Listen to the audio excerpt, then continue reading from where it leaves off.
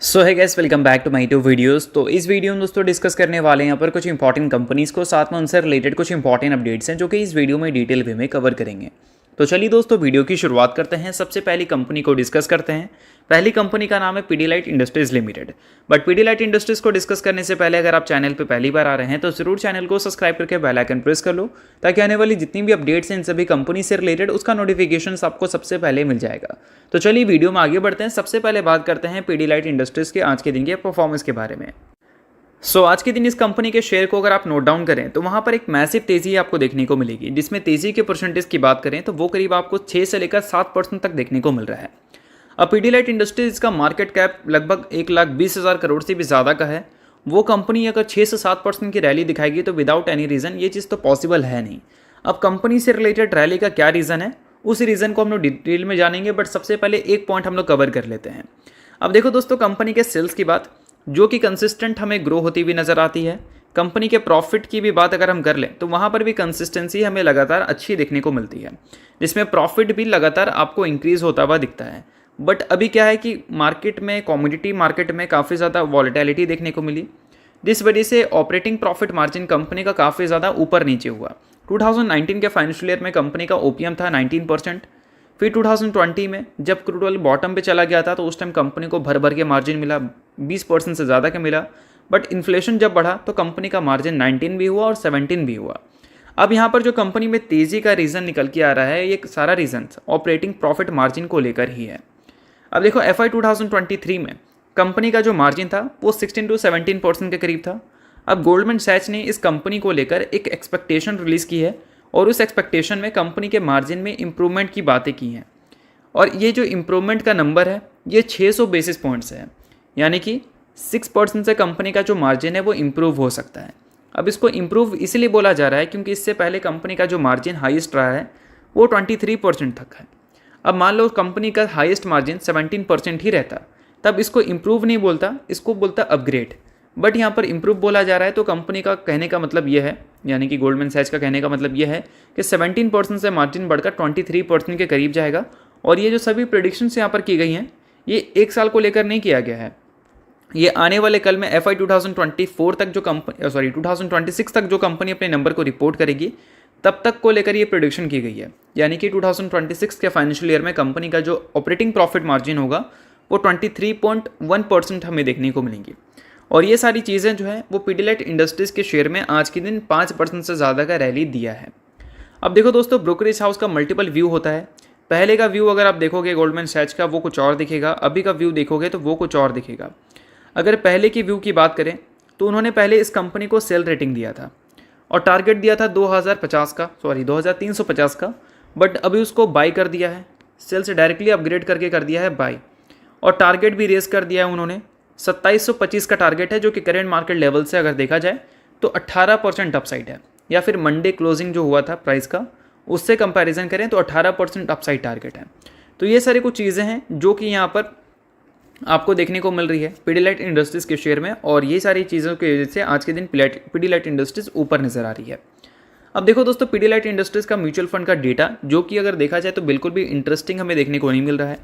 पिछले 6 महीने में 4 महीना ऐसा रहा है जहाँ पर बल्क में म्यूचुअल फंड ने इस कंपनी के शेयर्स को बेचा है। अप्रैल में 4 लाख शेयर्स, उसके बाद मई में 11 लाख शेयर्स, फिर अगस्त में देखा जाए तो 16 लाख शेयर्स, और सितंबर का यहाँ पर मेंशन नहीं है तो सितंबर का आप यहाँ पर देख सकते हैं, वहाँ पर नंबर दिख रहा है करीब 13 लाख शेयर्स। तो इतनी बल्क में जो सेलिंग हमें देखने को मिल रही है, इस सेलिंग की वजह से पीडीलाइट इंडस्ट्रीज़ के शेयर में एक इम्पैक्ट भी हमें देखने को मिला था। लाइक पिछले 6 महीने का रिकॉर्ड देखेंगे तो क्लियर कट कंपनी में गिरावट आपको देखने को मिलेगी। और ये गिरावट का रीज़न म्यूचुअल फंड था कि म्यूचुअल फंड इस कंपनी के शेयर को लगातार बेच रही थी, और अब कंपनी के शेयर में एक रिकवरी आ रही है। तो होप करता हूँ कि म्यूचुअल फंड की भी बाइंग आई, जिस वजह से कंपनी के शेयर में और भी तेज़ी से हमें रिकवरी देखने को मिले। अब देखो दोस्तों, कंपनी के Q2 के अर्निंग्स के डेट को भी डिस्कस कर लेते हैं, और वो डेट है 9 नवंबर का, यानी कि इस दिन कंपनी के फाइनेंशियल रिजल्ट हमें रिलीज़ होती हुई दिखेंगे। और फाइनेंशियल रिजल्ट से क्या एक्सपेक्टेशन है मार्केट का, तो चलिए उस चीज़ को देखते हैं। अब देखो, मार्केट जो इससे पहले इस कंपनी से उम्मीदें लगाकर चल रही थी वो सभी उम्मीद को कंपनी लगातार मिस कर रही है। बट इस बार क्या उम्मीद कर रही है मार्केट, तो चलिए उसको देख लेते हैं। तो EPS का उम्मीद है 9.25 का, और लास्ट क्वार्टर में जो कंपनी ने रिपोर्ट किया था वो 9.20 था। ठीक है, तो देखा जाए तो EPS में जंप की एक्सपेक्टेशन की गई है, और ये लास्ट क्वार्टर में जो कंपनी ने 20 के आसपास EPS रिपोर्ट किया था, उसमें जो कंपनी का नेट प्रॉफिट था वो 474 करोड़ था।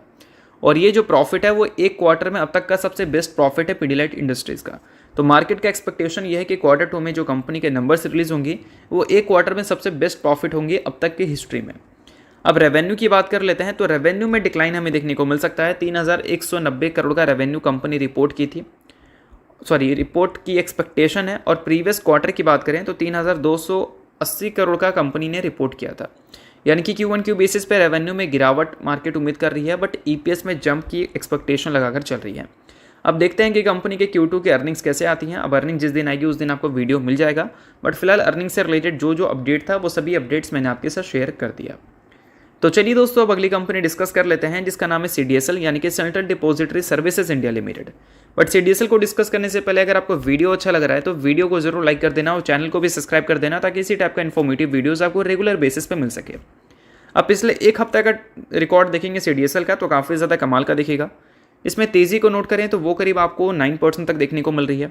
6 महीने का ट्रैक रिकॉर्ड देखेंगे तो 46% तक का रैली कंपनी ने रिपोर्ट किया है। अब देखो, कुछ दिन पहले नहीं, इनफैक्ट 1 से 2 दिन पहले ही मैंने आपको बताया था कि ये जो लेवल है ये काफ़ी क्रूशियल लेवल है, क्योंकि ये लेवल का अगर ब्रेकआउट होता है तो कंपनी में बड़ी तेज़ी विटनेस कर सकते हैं। और ये जो लेवल था, मतलब इसका जो टॉप था वो कंपनी का 52 एक हाई था, और आज के दिन कंपनी ने उसी का ब्रेकआउट किया, और उसी के ब्रेकआउट के बाद कंपनी में आपको 5% की अच्छी रैली देखने को मिल रही है। क्योंकि मॉर्निंग सेशन से देखा जाए तो कंपनी में आपको फ्लैट ट्रेडिंग ही दिख रहा था, बट अभी कंपनी में आपको जंप देखने को मिल रही है। करीब 1:21 हो रहा है अभी का टाइम, आप देख सकते हो सकता है कि मार्केट क्लोज होने के टाइम आपको कुछ और नंबर देखने को मिले, बट जब तक मैं वीडियो रिकॉर्ड कर रहा हूँ तब तक तो कंपनी का ब्रेकआउट हो चुका है। इस वजह से कंपनी में एक बड़ी रैली देखने को मिल रही है। अब जनरली कोई भी कंपनी का जब ब्रेकआउट होता है तो अच्छे मोमेंटम से होता है, बट साथ में अच्छी न्यूज़ अगर अटैच हो गई तो वो कंपनी में और भी बड़ी तेज़ी हम विटनेस कर सकते हैं। और अभी रिसेंटली जो कंपनी ने अपने Q2 के नंबर को रिपोर्ट किया वो काफ़ी ज़बरदस्त नंबर थी, तो इस वजह से ब्रेकआउट सस्टेन होने के चांसेस बहुत ही ज़्यादा हैं अगर मार्केट कोई डिस्टर्बेंस CDSL को नहीं देती है तो। बट फिलहाल दोस्तों, इस रैली में अगर CDSL के वैल्यूएशन की बात करें तो वो भी थोड़ा इंक्रीज़ हो चुका है। ऑलरेडी हमने डिस्कस किया था कि ये कंपनी फ्यूचर में ग्रोथ हमें रिपोर्ट करती हुई दिखेगी। कंपनी अपने 5 साल के जो मीडियन P है उससे नीचे ट्रेड कर रही है। इट मीन्स कंपनी में इन्वेस्टमेंट का मौका है।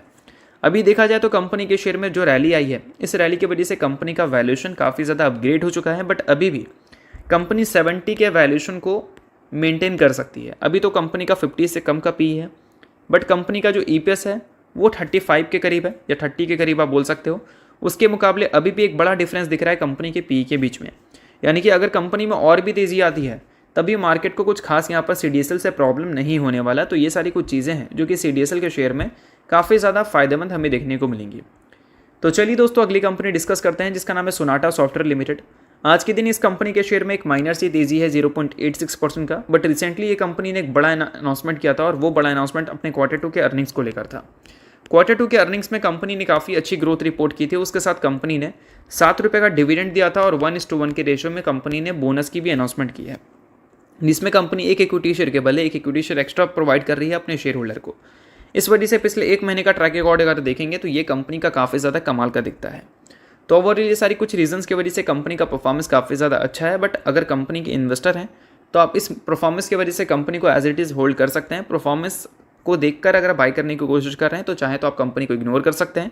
16,000 करोड़ की कंपनी है, यानी कि स्मॉल कैप कंपनी है। इट मीन्स आपको बिना कोई इवेंट देखकर कंपनी में नहीं जाना है तो कंपनी के फंडामेंटल्स को देखकर जा सकते हो। विदाउट एनी रीज़न कंपनी में जाने की कोई भी ज़रूरत नहीं है। तो चलिए दोस्तों, ये वीडियो यहीं तक था। होप करता हूँ वीडियो आपको अच्छा लगा होगा। वीडियो लाइक कीजिए, पहली बार सब्सक्राइब कीजिए। वीडियो देखने के लिए बहुत बहुत शुक्रिया।